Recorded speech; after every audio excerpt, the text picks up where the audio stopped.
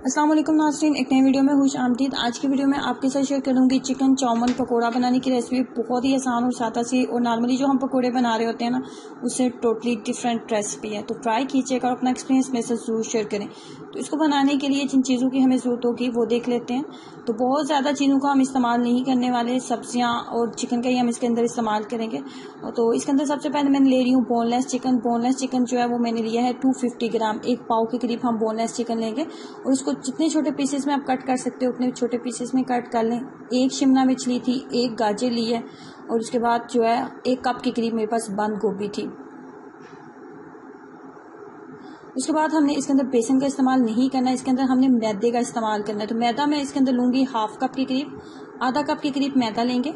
उसके बाद हम इसके अंदर डालेंगे कॉर्नफ्लोर, 1 कप का चौथा हिस्सा, 2 बड़े खाने के चम्मच आप इसके अंदर कॉर्नफ्लोर ऐड कर लें। कॉर्नफ्लोर जो है वो सब्जियों को एक्स्ट्रा क्रिस्पी बनाएगा, और जब आप खाएंगे ना तो ये आपको बहुत ही कुरकुरे और बहुत मजे के लगेंगे। कॉर्नफ्लोर 1 कप का चौथा हिस्सा, और 1 कप का चौथा हिस्सा ही हम इसके अंदर चावल का आटा डालेंगे। कॉर्नफ्लोर और चावल का आटा दोनों इसको एक्स्ट्रा क्रिस्पी बनाएंगे। मजीद इसके टेस्ट को ज़्यादा करने के लिए इसके अंदर मैंने 1 अदद अंडा भी इस्तेमाल किया है। उसके बाद मैंने लिया था चटपटे का 1 पैकेट, आप कोई भी नूडल्स का पैकेट ले सकते हैं। तो इसके अंदर जो साशे होता है ना वो आपने नहीं डालना, जस्ट नूडल्स को बिल्कुल थोड़ा सा पानी डालना है, ओवर कुक नहीं करनी, बस थोड़ा सा पानी डाल के तो सिंपल बॉयल कर ली थी। और उसके बाद इसके अंदर जो साशे होता है ना वो साशे भी यहाँ पे पकौड़ों का जब मसाला हम रेडी कर रहे हैं ना तो उस वक्त में ही हम इसका साशे जो ऐड कर लेंगे।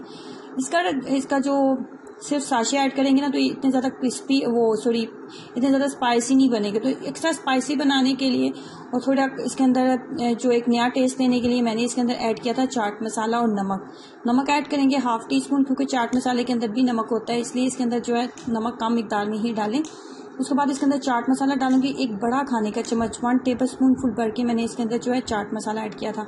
बाकी मजीद हमने इसके अंदर कोई मसाला जो है वो ऐड नहीं करना, सिंपल इसी तरीके से हम इसको बनाएंगे। और इसी तरीके से आप बनाओगे और बहुत ज़्यादा ये टेस्टी बनते हैं। और नॉर्मली जो हम पकोड़े बना रहे होते हैं ना उससे टोटली डिफरेंट टेस्ट होता है। कोई पानी वगैरह मैंने इसके अंदर बिल्कुल भी ऐड नहीं किया, सिंपल सिर्फ एग का इस्तेमाल मैंने करते हुए। तो अच्छे से हमने इसको जो है मिक्सअप कर लेना है। 5 मिनट छोड़ेंगे ना तो तमाम सब्जियां जो है ना अपना पानी जो है वो छोड़ने लगती हैं, तो इसलिए 5 मिनट आप इसको छोड़ दें। पानी वगैरह इसके अंदर आपने बिल्कुल भी ऐड नहीं करना। उसके बाद चलते हैं जी किचन में, और यहाँ पे मैंने लिया है घी। और जब वो अच्छा सा मीडियम फ्लेम के ऊपर गर्म हो गया था, तो फ्लेम को बहुत ज़्यादा हाई नहीं रखेंगे क्योंकि इसके अंदर चिकन भी है और सब्जियां भी हैं, तो थोड़ी थोड़ी तमाम चीज़ों को हमने कुक भी करना है। तो मीडियम फ्लेम के ऊपर इसको रख देंगे और इसको बनने देंगे, अच्छा सा फ्राई होने देंगे। बहुत ज़्यादा लो फ्लेम के ऊपर नहीं बनाना, हमने ओवर कुक नहीं करना, हमने मीडियम फ्लेम के ऊपर ही हम इसको पकाएंगे। और जैसे एक मुनासिब सा गोल्डन सा कलर इसके ऊपर आने लगेगा, दोनों साइड्स हमें लगेंगी कि अच्छी सी कुरकुरी हो गई हैं, ब्राउन हो चुकी हैं, तो हम इसको निकालते जाएंगे। बेसन के पकोड़े तो नॉर्मली हम सब्जियों के पकोड़े बनाते रहते हैं, लेकिन नॉर्मल पकोड़ा रेसिपी से थोड़ी हट के मज़ेदार सी रेसिपी अगर आप ट्राई करना चाहते हैं तो इसको ज़रूर ट्राई करें। ये आपको इतनी पसंद आएगी कि आप हमेशा यही पकोड़े खाना पसंद करेंगे।